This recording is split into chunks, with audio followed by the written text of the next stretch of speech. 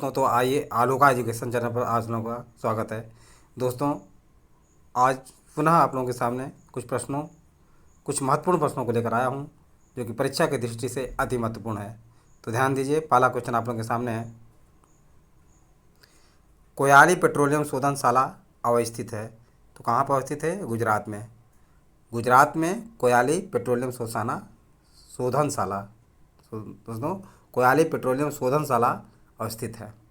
जबलपुर, नर्मदाबाद, हैदराबाद, कृष्णा, कोटा, चंबल, नासिक, गोदावरी में से कौन सम्मिलित नहीं है? तो हैदराबाद कृष्णा नदी मूसी नदी पर है। यानी हैदराबाद मूसी नदी पे है, न कि कृष्णा पे। हैदराबाद कृष्णा पे नहीं है, बल्कि कहाँ पे है? मूसी नदी पे है। रिहंद परियोजना, रिहंद नदी। नागार्जुन सागर परियोजना, कृष्णा नदी। पोचमपात परियोजना, गोदावरी नदी। माता टीला परियोजना, गंगा नदी में से कौन सम्मिलित नहीं है? तो माता टीला परियोजना गंगा नदी पर सम्मिलित नहीं है, बल्कि माता टीला परियोजना दोस्तों जो है बेतवा नदी पर। कहाँ पे है? बेतवा नदी पर है। थल घाट, थाल घाट, भोर घाट, खैबर दर्रा, पाल घाट में से कौन पश्चिमी घाट पर्वत श्रृंखला में नहीं है? तो खैबर दर्रा पश्चिमी श्रृंखला में नहीं है। प्रसिद्ध ज्वालामुखी पर्वत क्राकाताओ किस देश में स्थित है?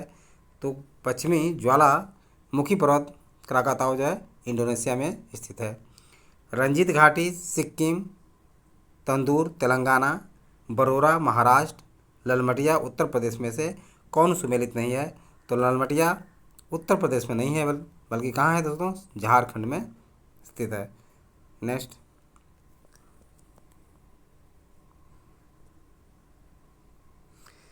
यह कोयला क्षेत्र सुमेलित है। झिलमिल छत्तीसगढ़, कर्णपुरा झारखंड, रामपुर हिमगिरी उड़ीसा, सुहागपुर मध्य प्रदेश में। ये बात बिल्कुल आप लोग इस पॉइंट को याद रखें, याद कर लें। छत्तीसगढ़ और झिलमिल कहाँ है? छत्तीसगढ़ में है। कर्णपुरा झारखंड में है। रामपुर हिमगिरी उड़ीसा में है। सुहागपुर मध्य प्रदेश में है।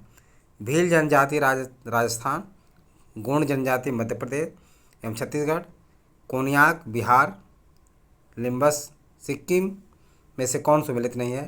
तो कोनियाक दोस्तों जो है नागालैंड में है। कहाँ पे? कोनियाक नागालैंड में पाई जाती हैं। काली कपास मिट्टी को किस नाम से जाना जाता है? तो काली कपास मिट्टी को दोस्तों रेगर के नाम से जाना जाता है। इनमें नाइट्रोजन, पोटास, हमास की कमी होती है। ध्यान रखिए, काली मिट्टी में नाइट्रोजन, पोटास और ह्यूमस की कमी होती है। उत्तरी अमेरिका के बृहत झील प्रदेश में से कौन सा उद्योग सर्वाधिक विकसित है? तो इस्पात एवं इंजीनियरिंग उद्योग दोस्तों जो है उत्तरी अमेरिका के बृहत झील प्रदेश में इस्पात एवं इंजीनियरिंग उद्योग सर्वाधिक विकसित है। कुसुम एक तिलहन फसल है, इसका वैज्ञानिक नाम क्या है? कार्थेमस टिक्टोरियस। कार्थेमस टिक्टोरियस कुसुम जो तिलहनी फसल है उसका वैज्ञानिक नाम है। मौद्रिक नीति है प्रभावी मांगों को नियंत्रित करने हेतु प्रत्यक्ष उपाय। नेक्स्ट,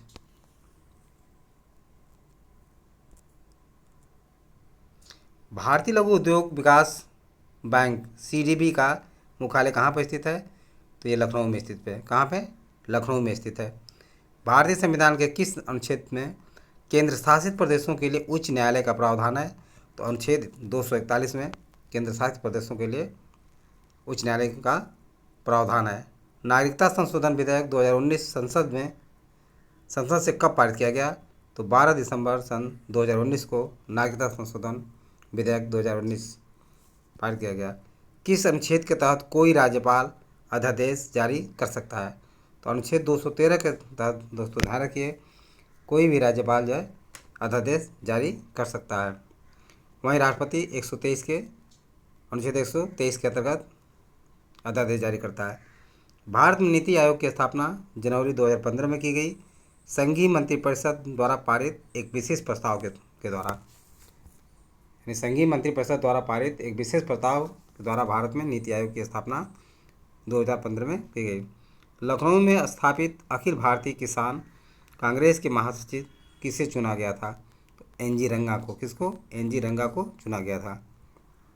नेक्स्ट,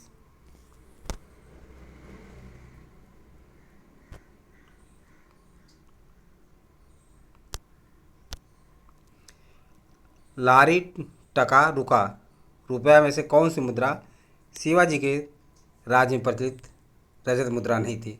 तो रुपया। रुपया शिवाजी के काल में प्रचलित रजत मुद्रा नहीं थी। शेरशाह सूरी का अंतिम अभियान निम्नलिखित में से किस राज्य के विरुद्ध था? तो कालिंजर के विरुद्ध।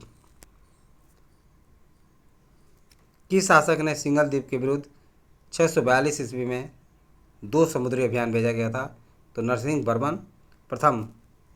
वर्मन प्रथम पल्लव के समय जो है सिंघल द्वीप के विरुद्ध 642 में 2 समुद्री अभियान भेजा गया था। हाइड्रोक्सी क्लोरोक्वाइन दवा निम्नलिखित में से किस पौधे के साथ छाल से प्राप्त होती है? तो सिनकोना नामक वृक्ष की छाल से प्राप्त होती है। निम्न में से कौन सी गैस प्राचीन आदम यानी पृथ्वी के वायुमंडल में अनुपस्थित थी? तो ऑक्सीजन गैस जो है प्राचीन समय में पृथ्वी के वायुमंडल में अनुपस्थित थी। एक गोताखोर सांस लेने संबंधी क्रियाओं में किन गैसों का प्रयोग करता है? तो ऑक्सीजन और हीलियम गैसों का प्रयोग करता है। जो अंकुरित बीजों के किण्वन से बने शराब को कहते हैं, यानी जौ के अंकुरित बीजों के किण्वन से बने शराब को क्या कहते हैं? बियर, जिसमें अल्कोहल की मात्रा 4 से 6% होता है। तो दोस्तों आज बस इतना ही। यदि वीडियो अच्छा लगा हो तो सब्सक्राइब और लाइक अवश्य करें तथा अपने सगे संबंधी दोस्तों को शेयर करना ना भूलें। थैंक यू दोस्त, नेक्स्ट वीडियो में मिलेंगे।